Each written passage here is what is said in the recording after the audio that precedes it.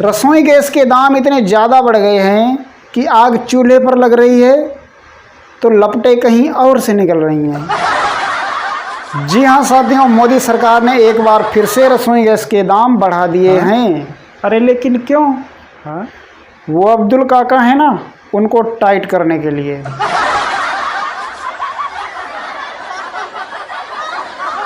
लेकिन हैरान और परेशान कर देने वाली खबर ये है कि ये बढ़े हुए रेट सिर्फ अब्दुल काका पर ही नहीं, हम हिंदुओं पर भी लागू होंगे। लेकिन अपने देश में कुछ हिंदू ऐसे भी हैं जिन्हें ना ही रसोई गैस के रेट बढ़ने से मतलब है, ना ही पेट्रोल डीजल के रेट बढ़ने से।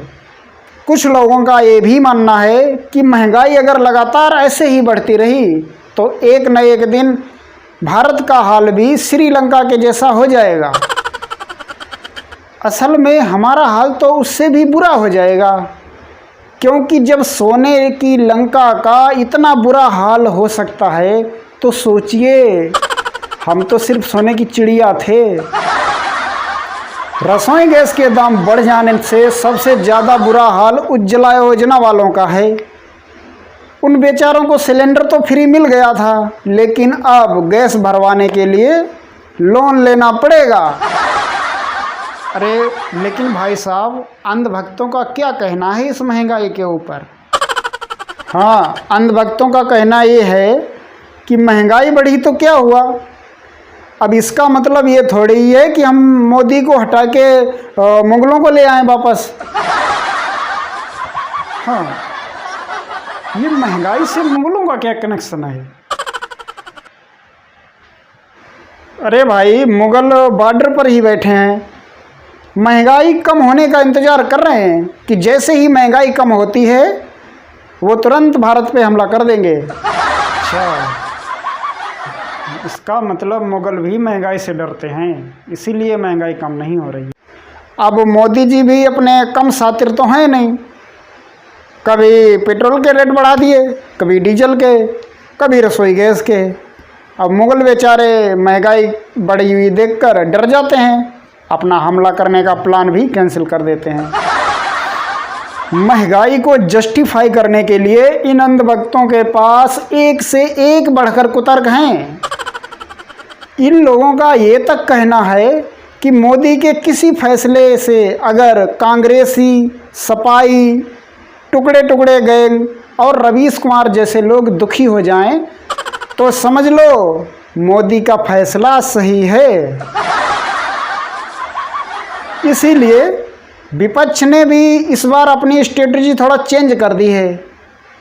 विपक्ष का अब ये कहना है कि बढ़ती हुई इस महंगाई की मुहिम में हम बीजेपी के साथ हैं। ऐसा नहीं है कि मोदी सरकार ने सिर्फ रसोई गैस और पेट्रोल डीजल के ही दाम बढ़ाए हैं। पिछले दिनों सरकार ने जीएसटी की दरों में भी बड़ा फेरबदल किया है। हेल्थ सेक्टर से लेकर खाद्य सामग्री हर चीज़ पर जीएसटी लागू कर दी गई है। अब सरकार हेल्थ इंश्योरेंस पर 12 से 18% जीएसटी लेगी और हॉस्पिटल रूम पर भी 5% जीएसटी लागू करेगी। लेकिन क्यों भाई? अरे मोदी जी को लगता है कि लोग हॉस्पिटल में इलाज कराने नहीं, हनीमून मनाने आते हैं। भाई, मोदी के भक्तों का कहना है कि इसके पीछे मोदी की दूरदर्शी सोच है। हाँ, दूरदर्शी सोच तो है।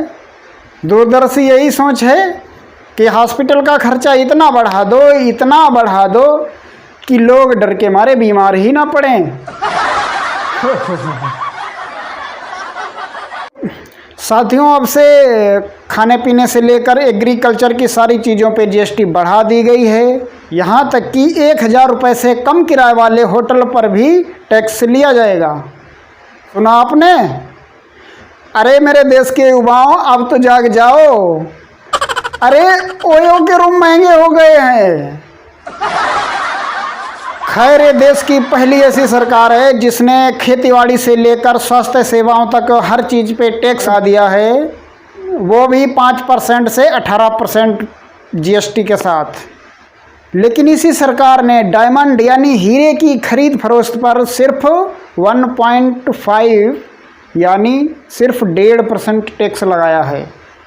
मतलब सारी चीज़ों पर इतना सारा टैक्स बढ़ा दिया, फिर भी ये अंधभक्त विरोध नहीं करते। ये सारे के सारे हीरा व्यापारी हैं क्या? खैर साथियों, फिर से आप लोगों को बताना चाहूँगा कि सच में महंगाई बहुत ज़्यादा बढ़ गई है। उन लोगों को बेशक फ़र्क ना पड़ता हो जिन लोगों के घरों में कमाई आती है हराम की, कमाई आती है 2 नंबर की, लेकिन उन लोगों को फ़र्क ज़रूर पड़ता है जिनके घरों में कमाई आती है मेहनत की, कमाई आती है खून पसीने की। तो आपको हमारी ये वीडियो कैसी लगी आप हमें कमेंट करके ज़रूर बताइए। अगर आपको ये मेरी वीडियो अच्छी लगी है तो इसको अन्य लोगों तक भी पहुंचाइए। और अगर हमारी वीडियो आप पहली बार देख रहे हैं, आप हमारे चैनल पे पहली बार आए हैं, तो हमसे जुड़ने के लिए आप हमारे चैनल को अभी सब्सक्राइब कर दीजिए और साथ में बेल आइकन का बटन है वो भी प्रेस करें ताकि वीडियो की नोटिफिकेशन आपको तुरंत मिल जाए। Thank you. जय हिंद, जय भारत।